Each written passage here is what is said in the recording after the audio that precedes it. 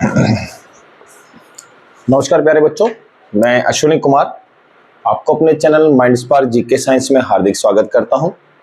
आशा करता हूं आप सभी स्वस्थ होंगे और अच्छी तैयारी के साथ प्यारे बच्चों चल रहे होंगे। आज हमारा टॉपिक पॉलिटिकल के एक नेक्स्ट सीरीज के साथ चलेगा।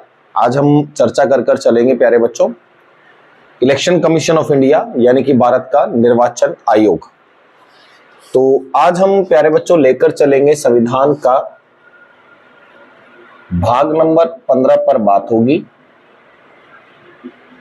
निर्वाचन आयोग यानी कि इलेक्शन कमीशन ऑफ इंडिया।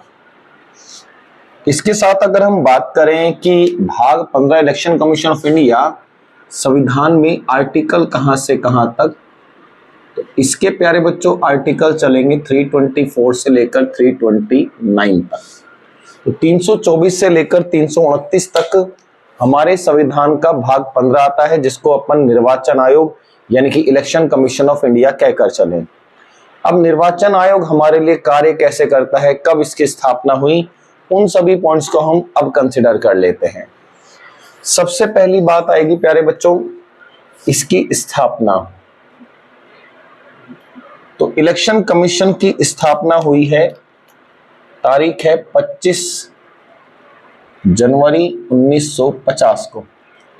यही कारण है प्यारे बच्चों कि इसी 25 जनवरी को हम एक दिवस सेलिब्रेट करते हैं, नेशनल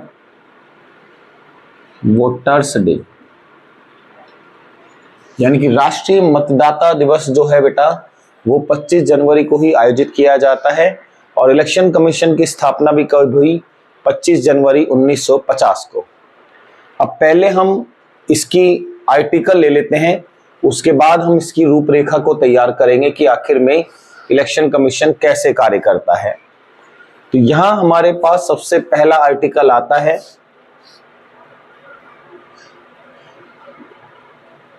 324। ये कहकर चलता है कि संसद कोमा राष्ट्रपति उपराष्ट्रपति विधानमंडल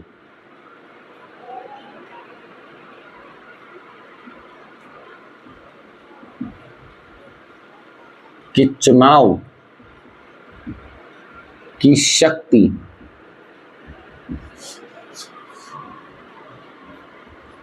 निर्वाचन आयोग में होगी।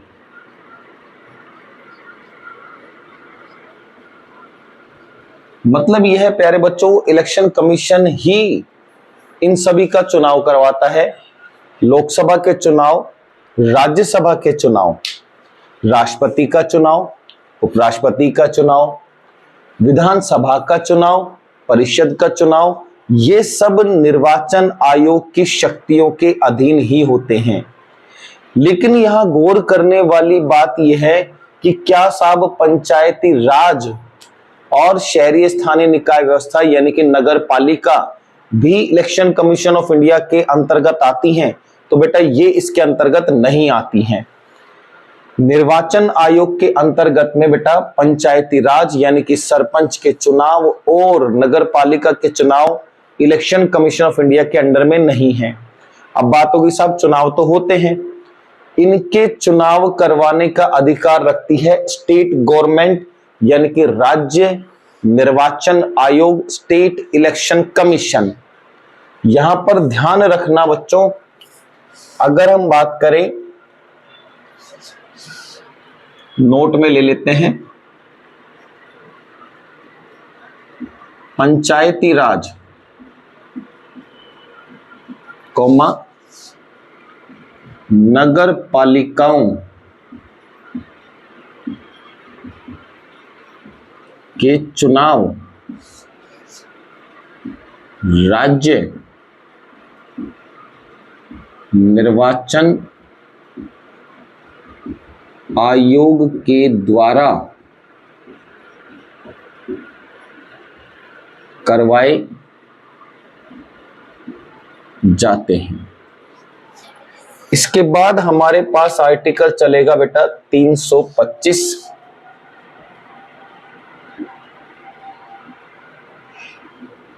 ये कहकर चलता है कोई भी व्यक्ति धर्म, जाति, वंश, समुदाय आदि के आधार पर मतदाता सूची में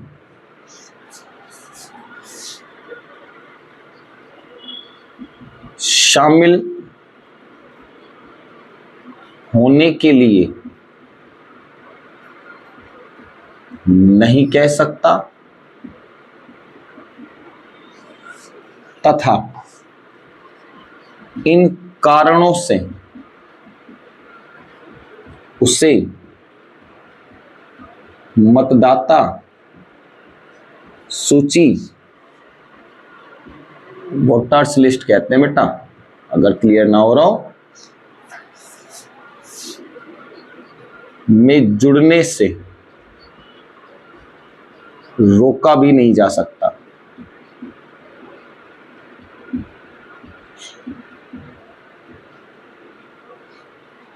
कोई भी व्यक्ति हो बेटा, किसी भी धर्म, वंश, लिंग, जाति का अगर व्यक्ति है और वो कहे कि मैं इस धर्म से संबंधित हूं, मुझे मतदाता सूची में जोड़ा जाए, ऐसा संभव नहीं है प्यारे बच्चों। धर्म, वंश, लिंग, जाति के आधार पर हमारे यहाँ पर मतदाता सूची में ऐड नहीं किए जाते बेटा। मतदाता सूची में ऐड होने के लिए तो आपको भारत का नागरिक होना चाहिए, और भारतीय नागरिकता जो आपको दी जाती है तो बेटा वो धर्म के आधार पर नहीं दी जाती। किसी भी व्यक्ति को हम धर्म के आधार पर, लिंग के आधार पर, जन्म के आधार पर, वंश के आधार पर रोक भी नहीं सकते कि वो मतदाता सूची में ऐड हो सकता है। हम ये नहीं कह सकते कि आप फलाना धर्म से संबंध रखते हो तो हम आपको मतदाता सूची में नहीं जोड़ेंगे।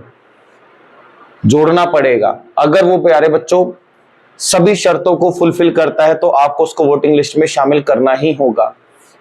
यदि वो ये कहकर चले कि मैं इस वंश का हूं, मुझे मतदाता सूची में जोड़ा जाए, तो प्यारे बच्चों ऐसे वंश के आधार पर किसी व्यक्ति को मतदाता सूची में जोड़ भी नहीं सकते, क्योंकि जैसे अभी हमने चर्चा रखी कि ऐसा जुड़ने के लिए तो आपको भारतीय नागरिक होने की आवश्यकता होगी और जो आवश्यक शर्तें हैं वो पूरी करनी होगी, तब आपको मतदाता सूची में जोड़ लिया जाएगा।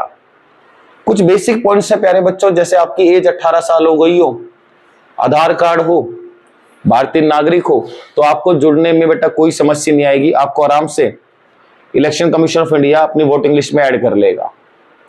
लेकिन अगर इनमें से ही कुछ कागज कम है तो ऑटोमेटिक सी बात है बेटा, पहले कागजी कार्रवाई पूरी करनी पड़ेगी, उसके बाद आपको वोटिंग लिस्ट में ऐड कर दिया जाएगा। यही कहानी बताकर चलता है आर्टिकल नंबर 325 यानी कि अनुच्छेद नंबर 325। इसके बाद एक और आर्टिकल आता है प्यारे बच्चों 326, और ये कहकर चलता है वयस्क मताधिकार। वयस्क मताधिकार का मतलब है प्यारे बच्चों वोट डालने का अधिकार। और वोट डालने का अधिकार उन व्यक्तियों को मिल जाता है जिनकी एज हो जाती है 18 वर्ष। 18 वर्ष या इससे अधिक का कोई भी व्यक्ति हो, वोटिंग लिस्ट में नाम ऐड करवाने के लिए सक्षम है।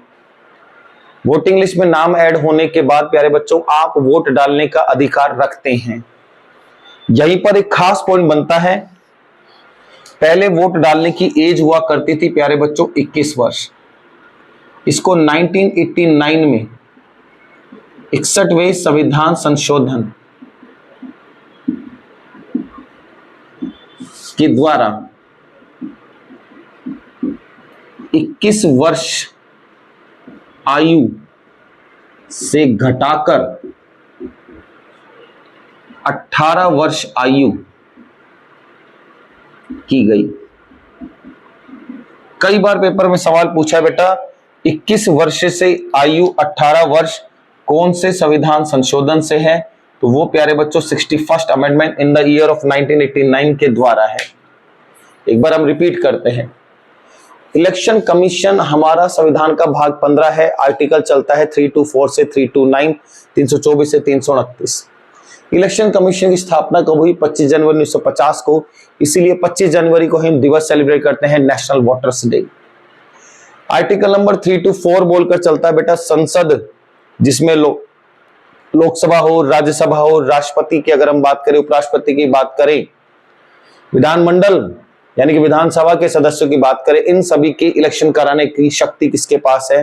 इलेक्शन कमीशन के पास है, निर्वाचन आयोग के पास है।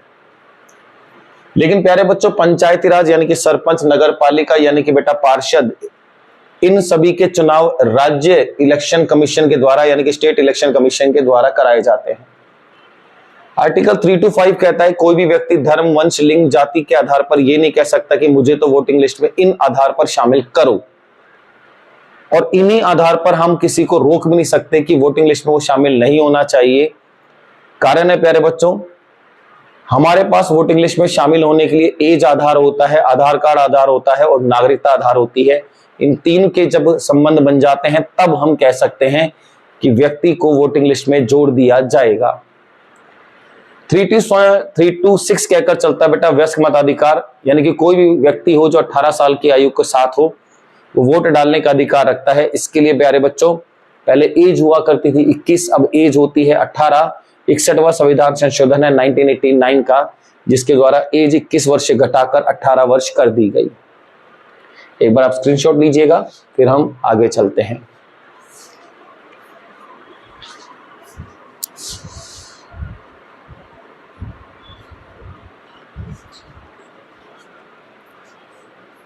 डन प्यारे बच्चों, अब इसके बाद हम अगला आर्टिकल शुरू करेंगे।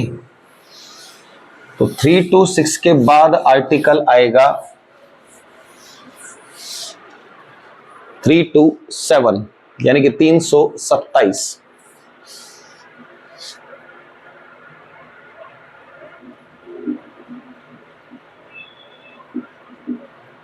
ये कहकर चलता है बेटा मतदाता सूची तैयार करना निर्वाचन आयोग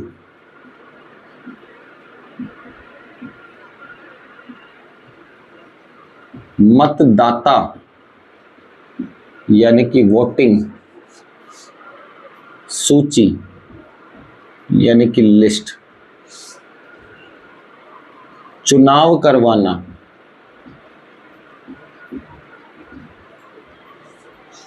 कॉमा चुनाव क्षेत्र का निर्धारण करना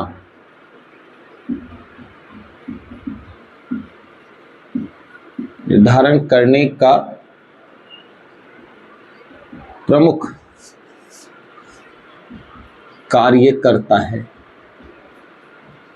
ये प्यारे बच्चों कहां पर चुनाव होना है, वोटिंग लिस्ट तैयार कब करनी है, किस वक्त में और किस जगह पर किस क्षेत्र में चुनाव होगा, ये सारी कहानी करने के लिए हमारे पास आता है इलेक्शन कमीशन ऑफ इंडिया यानी कि भारत का निर्वाचन आयोग, आर्टिकल नंबर 327 के साथ।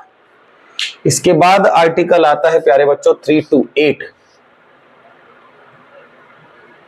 अनुच्छेद नंबर 328।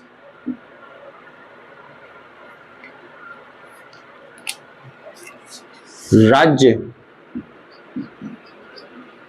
विधानमंडल अपने विधानमंडल में निर्वाचन के लिए कानून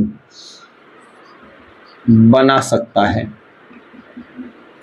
यानी कि प्यारे बच्चों विधानमंडल का मतलब है जिस राज्य में विधानसभा हो वो भी विधानमंडल है, और जिस राज्य में विधानसभा और विधान परिषद दोनों सदन हो वो भी विधानमंडल कहता है। कहलाता है।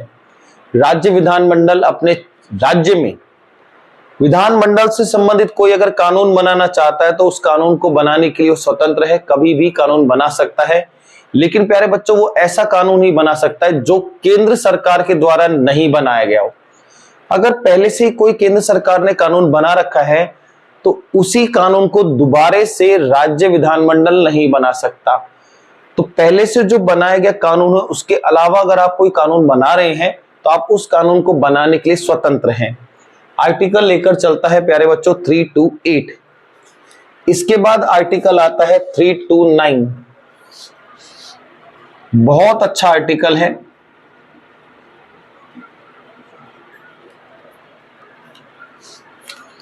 चुनावी मामलों में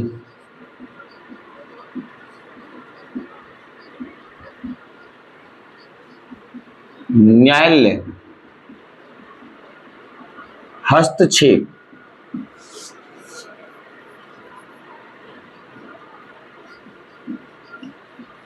नहीं कर सकता। क्योंकि सर ये क्या, किस जगह चुनाव होना है, चुनाव क्षेत्र का परिसीमन कैसे होगा, वोटिंग लिस्ट कैसे तैयार होगी, इससे संबंधित कोई भी डिस्प्यूट के लिए हम इलेक्शन कमीशन के अलावा कोर्ट में नहीं जा सकते हैं। लेकिन अगर आपको लग रहा है कि इलेक्शन कराते वक्त कोई धांधली हुई है, रिजल्ट गलत आया है, तो आप उसके लिए कानूनी प्रक्रिया के आधार पर high court, supreme court, district court में जाने के लिए स्वतंत्र हैं। तो इसके प्यारे बच्चों दो सब क्लोज आएंगे, उनको थोड़ा सा ध्यान दीजिएगा। जो अभी बात बोली है ये इसी के साथ होगा कि न्यायालय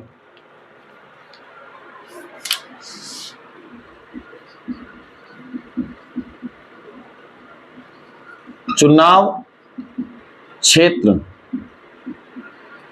कोमा चुनाव के लिए हस्तक्षेप नहीं कर सकता।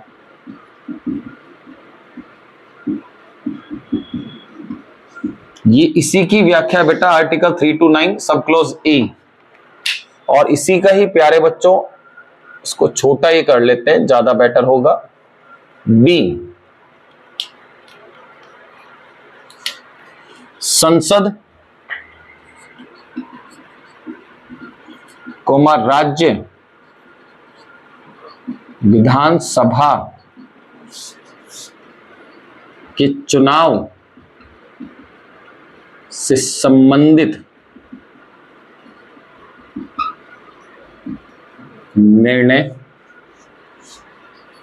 प्रक्रिया के लिए कानूनी रूप से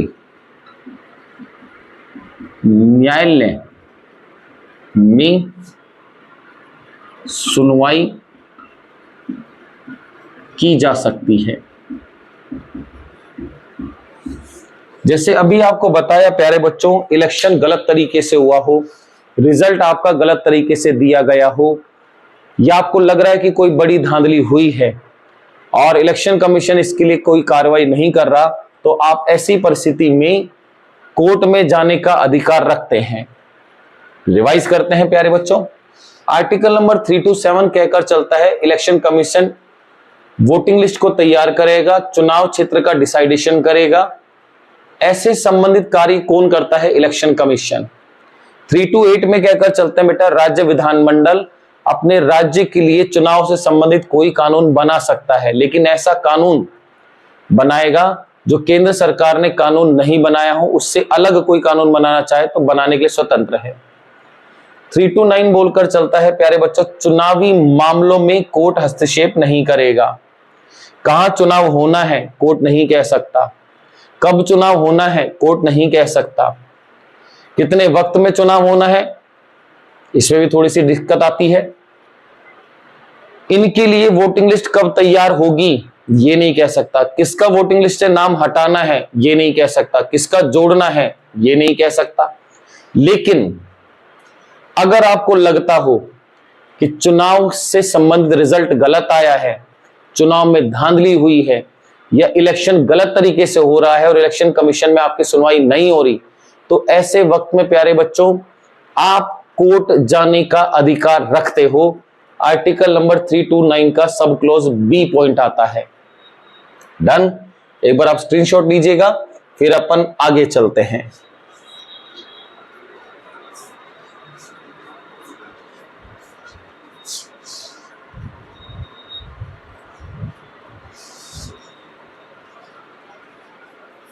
इसके बाद अपन लेकर चलेंगे, अब इलेक्शन कमिश्नर के बारे में बात करेंगे,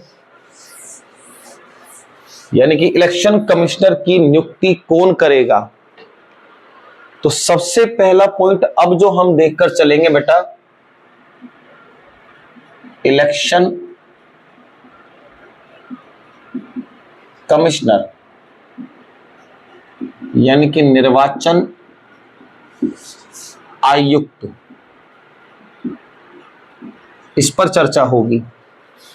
इसमें से सबसे पहली बात आएगी प्यारे बच्चों अपॉइंटमेंट यानी कि नियुक्ति, कि इलेक्शन कमिश्नर की नियुक्ति कौन करता है। तो इलेक्शन कमिश्नर की नियुक्ति करने का अधिकार केवल एक व्यक्ति के पास होगा, और वो व्यक्ति होगा प्यारे बच्चों राष्ट्रपति, यानी कि प्रेसिडेंट। तो इलेक्शन कमिश्नर की नियुक्ति करने का अधिकार केवल और केवल राष्ट्रपति के पास है। लेकिन यहां प्यारे बच्चों एक बहुत अच्छा पॉइंट बनता है, नोट में हम कंसीडर करेंगे इसको। अनूप बरनवाल वर्सेस भारत संघ। अनूप बरनवाल वर्सेस भारत संघ विवाद है प्यारे बच्चों 2023 का। इस डिस्प्यूट में सुप्रीम कोर्ट ने कहा कि इलेक्शन कमिश्नर की जब भी कभी नियुक्ति की जाए तो नियुक्ति करने से पहले आपको एक समिति बनानी पड़ेगी। इस समिति में प्रधानमंत्री होगा, विपक्ष दल का नेता होगा, अगर विपक्ष दल का नेता नहीं है तो अपोजिशन पार्टी में जो भी विपक्ष की पार्टी है उसका सबसे सीनियर मोस्ट व्यक्ति जो होगा उसको आप शामिल कर सकते हैं। तो एक पीएम होगा, एक विपक्ष दल का नेता होगा, साथ में सुप्रीम कोर्ट का न्यायाधीश होगा या मुख्य न्यायाधीश के साथ रख सकते हो। जब ये तीनों मिलकर एक नाम को सजेस्ट करेंगे राष्ट्रपति को, तब राष्ट्रपति के द्वारा नियुक्ति होगी इलेक्शन कमिश्नर की। यहां 5 जजों की बेंच ने इस अनूप बरनवाल वर्सेस भारत संघ मामले में निर्णय देते हुए यह डिसीजन रखा। 2023 से पहले प्यारे बच्चों ऐसी कोई कंडीशन नहीं थी कि इलेक्शन कमीशन की नियुक्ति आपको पीएम, विपक्ष दल का नेता और सुप्रीम कोर्ट के जज के आधार पर करनी होगी। वहां डायरेक्ट कंडीशन बनती थी कि नियुक्ति करने वाला अधिकारी कौन होगा, राष्ट्रपति। तो इस केस में क्या रखा गया बेटा, सुप्रीम कोर्ट के 5 न्यायाधीशों की बेंच ने निर्णय देते हुए कहा कि निर्वाचन आयुक्त की नियुक्ति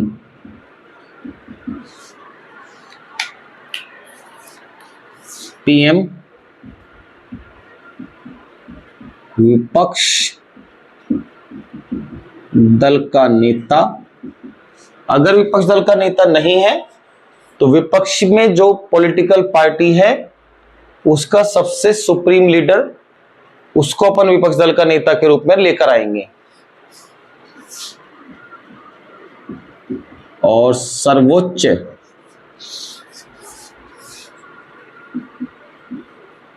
न्यायाधीश की सलाह पर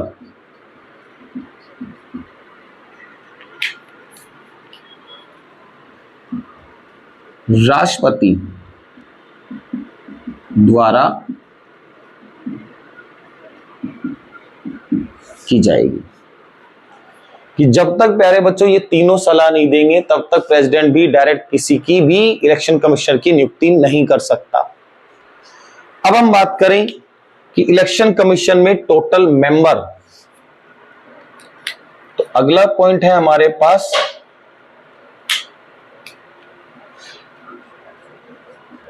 टोटल मेंबर, कुल सदस्य इसमें इलेक्शन कमीशन ऑफ इंडिया में। तो ये बेटा एक होगा चीफ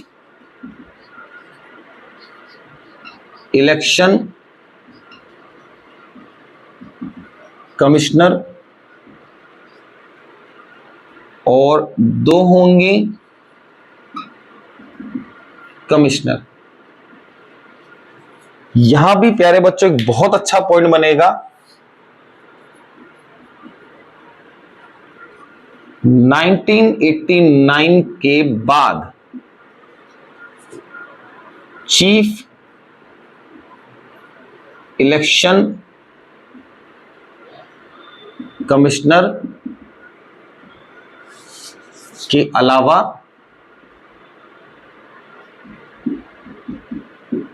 दो अन्य इलेक्शन कमिश्नर की नियुक्ति होने लगी। यानी कि प्यारे बच्चों 1989 तक तो इलेक्शन कमीशन में केवल और केवल इलेक्शन कमिश्नर ही हुआ करता था। 1989 के बाद एक होगा चीफ इलेक्शन कमिश्नर और दो हो जाएंगे बेटा इलेक्शन कमिश्नर, यानी कि अन्य आयुक्त कह सकते हो आप। तो टोटल मेंबर हो गए इलेक्शन कमीशन में 1+2, यानी कि एक चीफ और दो कमिश्नर। क्लियर प्यारे बच्चों? 1989 से पहले प्यारे बच्चों केवल एक ही इलेक्शन कमिश्नर हुआ करता था। रिपीट करते हैं, इलेक्शन कमिश्नर की अपॉइंटमेंट कौन करेगा प्यारे बच्चों? राष्ट्रपति करेगा। लेकिन 2023 से पहले तो बेटा डायरेक्ट राष्ट्रपति किया करता था। 2023 में केस बना अनूप बरनवाल वर्सेस भारत संघ। इसमें सुप्रीम कोर्ट के 5 जजेस की बेंच ने एक फैसला दिया कि इलेक्शन कमिश्नर की जब भी कभी अपॉइंटमेंट हो, इन दोनों की भी साथ में बात कर रहे हैं प्यारे बच्चों, इसकी भी होगी और इन दोनों की भी, कि जब भी कभी इलेक्शन कमिश्नर की नियुक्ति होगी तो उसके लिए एक समिति का गठन करना पड़ेगा। इस समिति में पीएम होगा, साथ में विपक्ष दल का नेता होगा, अपोजिशन पार्टी लीडर, साथ में बेटा सर्वोच्च न्यायालय का न्यायाधीश होगा। ये तीनों मिलकर सलाह देंगे, उसके बाद वो सलाह कंसिडर की जाएगी राष्ट्रपति के पास, तब राष्ट्रपति इलेक्शन कमिश्नर की अपॉइंटमेंट कर पाएगा।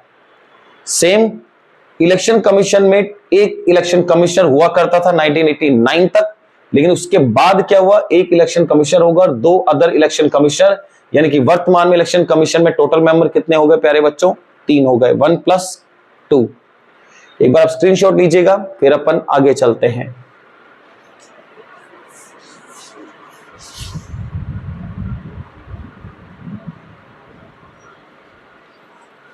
नोटेड प्यारे बच्चों? इसके बाद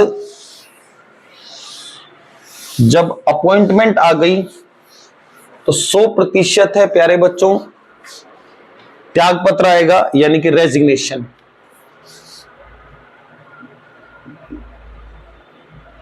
तो इलेक्शन कमिश्नर रेजिग्नेशन देंगे 100% प्यारे बच्चों, किसको? राष्ट्रपति को, यानी कि प्रेसिडेंट को। अगर हम लेकर चले तीनों ही इलेक्शन कमिश्नर का कार्यकाल,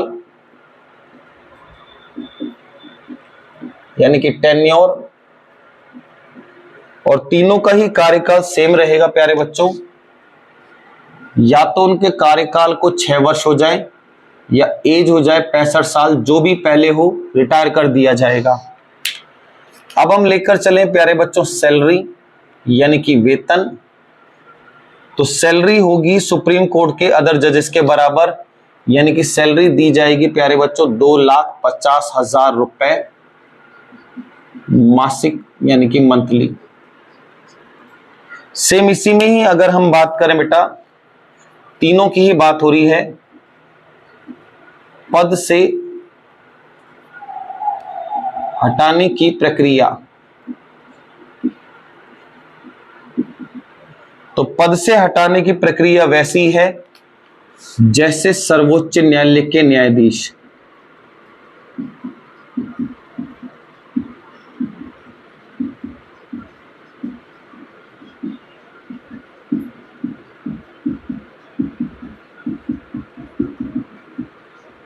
अब मेन बात आएगी कि सर सुप्रीम कोर्ट के जज को कैसे हटाते हैं। तो सुप्रीम कोर्ट के जज को हटाने के लिए दो पॉइंट हमने रखे थे प्यारे बच्चों, एक था असमर्थता और एक था कदाचार। यदि ऐसे दोनों पॉइंट्स में से कोई भी एक पॉइंट आ जाए तो बेटा हम सुप्रीम कोर्ट के जज को हटा सकते हैं। तो ऐसे ही इलेक्शन कमिश्नर को, तीनों कमिश्नर की बात हो रही है, हटाने के लिए 100% है प्यारे बच्चों, प्रस्ताव लाना पड़ेगा। प्रस्ताव किसी भी सदन में पेश कर सकते हो, आप चाहो तो राज्यसभा में पेश कर सकते हो, आप चाहो तो लोकसभा में भी पेश कर सकते हो। दोनों सदनों से प्रस्ताव पारित होने के बाद इलेक्शन कमिश्नर को रेजिग्नेशन देना पड़ेगा, यानी कि प्यारे बच्चों त्यागपत्र देना ही देना होगा। क्लियर। इनके बाद हम लेकर चलें, एक बार प्यारे बच्चों इसका भी स्क्रीनशॉट लीजिएगा, फिर अपन इलेक्शन कमिश्नर की लिस्ट लेकर चलते हैं कि आखिर में कौन कौन प्रथम इलेक्शन कमिश्नर रहा और वर्तमान में कौन है।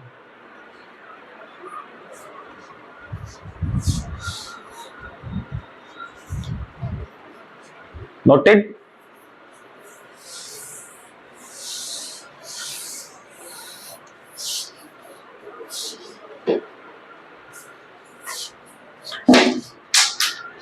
तो यहां पर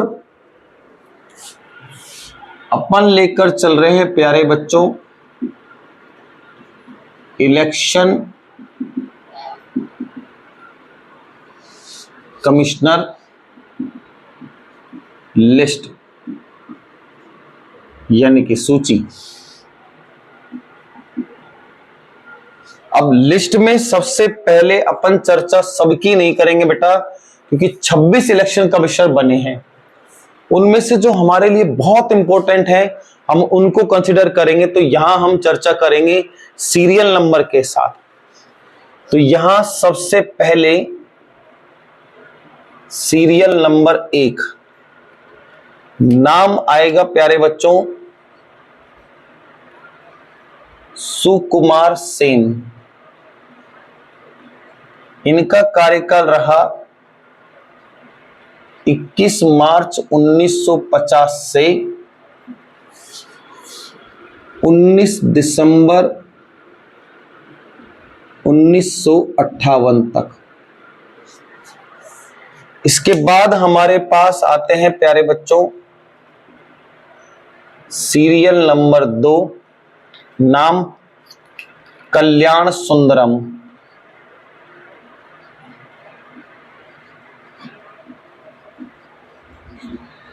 इनका कार्यकाल रहा 20 दिसंबर 1958 से 30 सितंबर 1967 तक। यहां ध्यान रखना बेटा सबसे लंबा कार्यकाल इन्हीं का ही है, तो मैक्स लिख लेते हैं। इसके बाद आते हैं सीरियल नंबर 9, नाम है रमा देवी।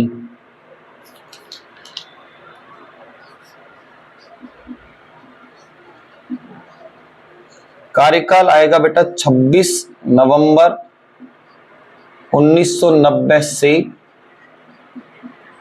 11 दिसंबर 1990 तक। और इनका कार्यकाल है बेटा सबसे छोटा, यानी कि मिनिमम। अब हम लेकर चलेंगे प्यारे बच्चों सीरियल नंबर 26। यहां नाम आता है ज्ञानेश कुमार।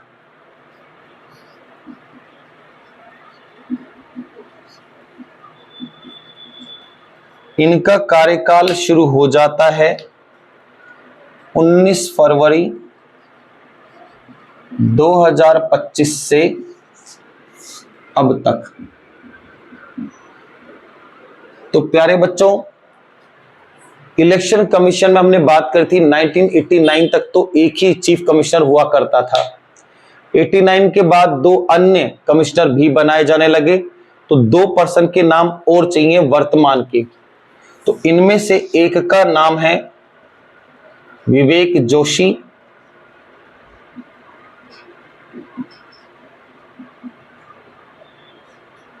और दूसरे का नाम है सुखबीर सिंह संधू।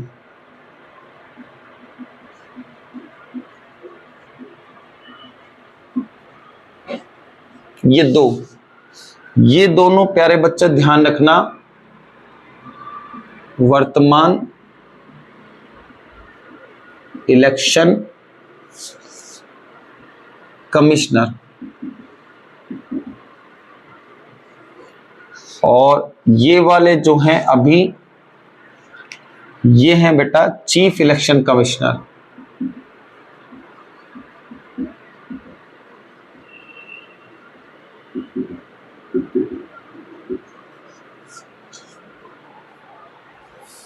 आशा करता हूं प्यारे बच्चों इलेक्शन कमीशन के सभी आर्टिकल और सभी पॉइंट्स आपको क्लियर हो गए होंगे। फिर भी यदि आपको कोई डाउट लगता है तो आप कमेंट करिएगा। तब तक आप हमारे चैनल को लाइक करिए, वीडियो को ज्यादा से ज्यादा बेटा शेयर कीजिएगा और हमारे चैनल को सब्सक्राइब कीजिएगा। मिलते हैं जल्दी एक नई वीडियो के साथ, तब तक के लिए धन्यवाद।